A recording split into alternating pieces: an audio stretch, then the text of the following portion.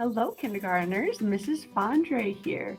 Today, we're going to talk about texture. Do you say texture? Texture. It's the way that something feels. So, if you feel maybe your shirt, maybe it feels soft. Or if you feel your table or your desk, maybe it's smooth. Maybe if you feel a pillow, maybe it's fluffy. Okay. Or maybe you feel I'm trying to think, maybe your wall's bumpy or maybe it has little lines in it. And today it's a very simple project that we're working on, and it's capturing texture on paper. And it's a really fun idea where you take a piece of paper, normal piece of paper, and a crayon. And you can see I don't have any paper on this crayon because you're actually going to be holding the crayon on its side when you rub for texture, okay?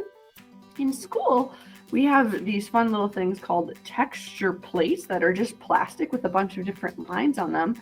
But I think it's going to be even more fun to go around and maybe do some exploring at your home and get textures anywhere. Maybe it's the floor, maybe it is a wall that's a little bumpy like brick.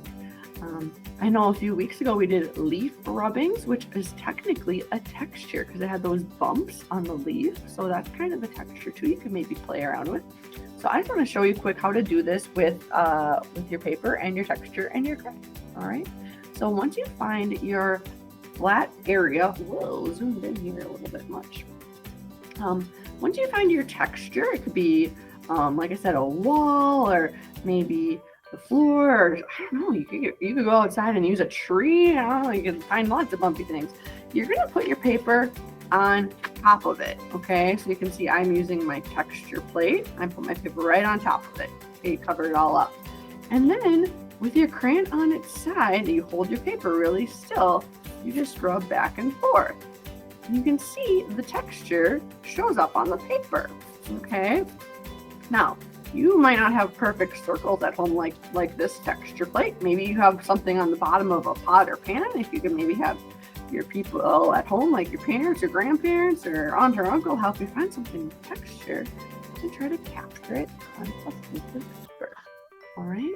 So I'm really excited to see what you all come up with at home because you're going to have so many different textures than what I have at school right here. So when you're all done, can you take a picture of your texture drawings and send them to me in that Seesaw app? That would be great.